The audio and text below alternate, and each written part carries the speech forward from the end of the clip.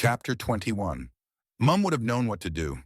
From in Mobius, Grace could feel Annika's pain where she lay in hospital, in a medically induced coma, resenting everything, from the old man to the fundamentals that underpinned their very existence. They all seemed to conspire against her, take away everything meaningful, everything precious, even Mum. "What makes you think I'm not here?" Annika found herself in her mother's arms, felt maternal warmth and that whimsical personality she loved so much wrap round. "'Cause you're not," she snapped, clinging to the interaction just the same. "Some things you only see when you close your eyes and can only action at rest. You will always carry part of me with you." Meanwhile, Velda faced Dad's anger and disapproving looks. They'd nearly lost Annika that day. "I've lost enough," he choked beside her hospital bed. "Your mother would have wanted you to protect her. She needs you. I need you. To be responsible." That day, Nanny Bot was switched off and placed in the attic. By the time Annika returned from hospital, Velda had already been sent away. They were placed in separate boarding schools. Dad had explained they needed space to grow up, to become their own people. In the early days, Velda cried a lot. The guilt, crushing. Grace could see she tried to blame Annika, but in truth carried that burden. In a sense, she'd lost the rest of her family that day. It scattered them, changed them forever. Returning home on holidays only seemed to highlight their now irreconcilable differences. She'd have given anything to go back, to do things differently, but perhaps it was for the best. She knew Dad was trying to protect them. And as the years passed, she threw herself into her studies, clung to rules and regulation like a lifeline, found comfort in familiarity, predictability, and planning. At school, she worked hard, got good grades, and followed in her parents' footsteps in computer science and coding, securing a role overseas as a software engineer in Belarus. Having worked closely with the British embassy there, she went on to land several other overseas secondments for governmental departments, and as global tensions rose and trouble broke out, she became one of the youngest recruits at Special Branch. Several months in, she sat scanning reports, had never known anything like it. There had never been this type of attack, such utter devastation, not on any page of history. Global civil war erupted so fast, no government had time to react. Nowhere was safe, nowhere was spared. It was utter bloody chaos. The air about her small partition office was stale and still, but her eyes still shone with hope. She knew she could help, undo some of the damage they now faced, help restore trust in local government, if she only tried hard enough, worked long enough, dedicate herself completely. She pioneered what the agency had come to dub the Voice of Reason, a VR campaign by Special Branch to reignite a sense of patriotism and community. Annika, on the other hand, never quite settled.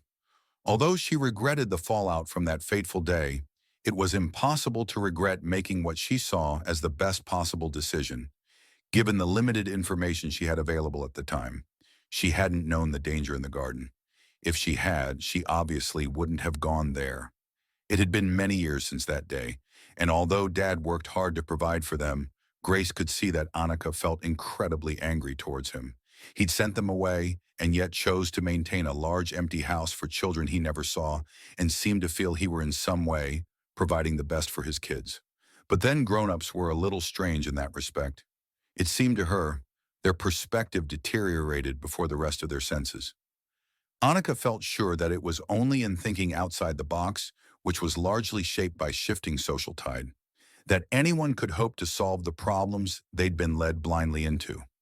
As years rolled by, Grace could see Annika continued challenging both rules and ideals of the school she attended, organizing protests, petitioning the deans, and causing no end of headaches for the school board.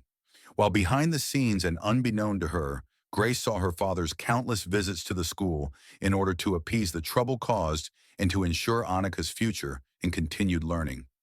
Although she was also a natural at computer analytics like her father, she focused her studies on art, theology, and philosophy of religion. And while she didn't really fit in at school, she felt very much at home exploring their old library, a place where even her mind would grow strangely quiet. In their 20s, when the twins did spend any length of time together, how they argued.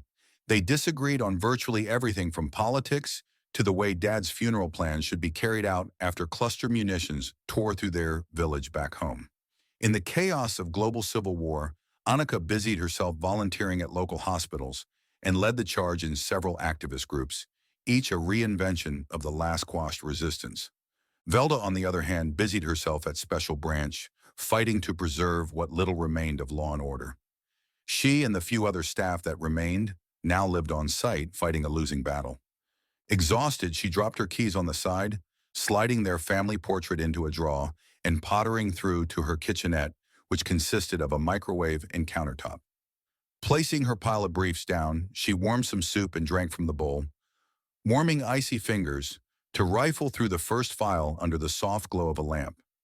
They had one remaining generator at Wadsden Manor, Special Branch's last surviving stronghold. Since global civil war erupted, their numbers had dwindled at pace with armed forces and rations. From behind the curtain of space-time, Grace felt the weight on Velda's shoulders.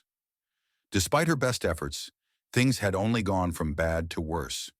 Even the seasons had changed, become more extreme, and it seemed Mother Nature herself had turned her back on them.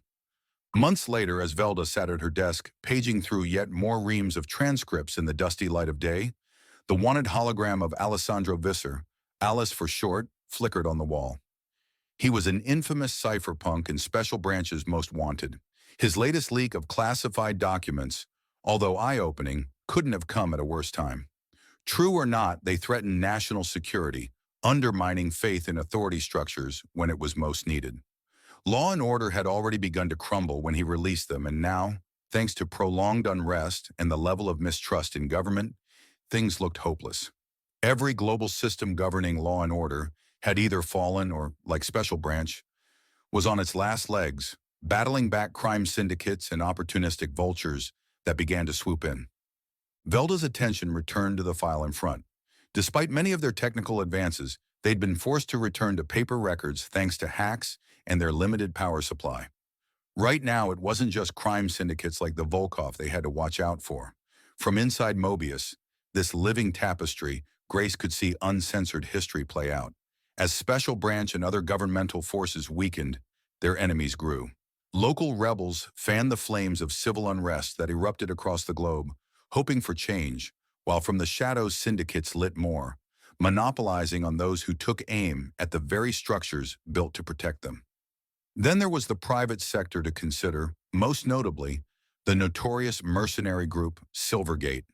The Silvergate Mercenary Corp, or SMC as they referred to themselves, was notorious. A highly skilled collective of hired guns. They weren't directly attacking government holdings yet, but they had begun to seize key strategic locations that had been overrun by crime syndicates and not return them to their prospective governments once liberated. The SMC had argued it was due to local governments' inability to provide adequate defense, but it was a clear and strategic land grab, a way to monopolize and profit from civil unrest. The SMC were incredibly difficult to locate unless you believed they spent hours in Discord discussing NFTs or planning to chase oversized wheels of cheese downhill. Velda punched off the Discord app where memes of beans had been replaced by chair disasters, overtaking both the channel and her patience. With a sigh, her finger and thumb pressed the bridge of her nose as she leant over her desk. The device's Special Branch were now monitoring clearly never did or no longer belonged to SMC members. They were likely burners, plants aimed at tying up her limited time and resource. Bloody chair, waste of time and all she had to go on. Velda froze. Chair? Jumping to her feet, she scanned the array of photos on the memorial wall of those presumed dead in the field. Her gaze fixed on one of the top pictures. Underneath lay a small gold plaque which read, Tom Chair. They had to have people on the inside. Of course. That was how they evade Special Branch. As food and means dwindled here, they weren't losing record numbers in the field. Record numbers were jumping ship. Bastards. Good looking, wasn't he? Alice chirped over her shoulder as she eyed the photo. But that's all they had time for. Everything happened so fast and yet all rolled out in slow motion, seared to Velda's memory. An explosion ripped through HQ, decimating UK intelligence. Velda's desk had been her home the last few years. The files that went up in smoke contained her entire existence, turned to dust in a moment. She lay there buried in rubble, ears ringing, broken bones and every cell in her crying out to the ether, rippling through the consensus where Grace float, watching in horror. Grace paled as the dust settled. From where she stilled behind the curtain of space-time, Velda's lifeline could be seen, preserved in Mobius from where Grace watched, but within it, the energy linking past, present, and future began to flicker out. Grace couldn't begin to fathom the implications. A sense of rising panic gripped her. Energy inside the lifeline was subject to the fundamentals of time which exist within it, but not out here with her. Her head spun with its implications. This change to the past, what it would mean for them all. As she struggled with calculations, a jolt of light punched through her, propelling her up against the fabric of space-time and the curtain separating them, to Velda where she lay reaching out to the consensus.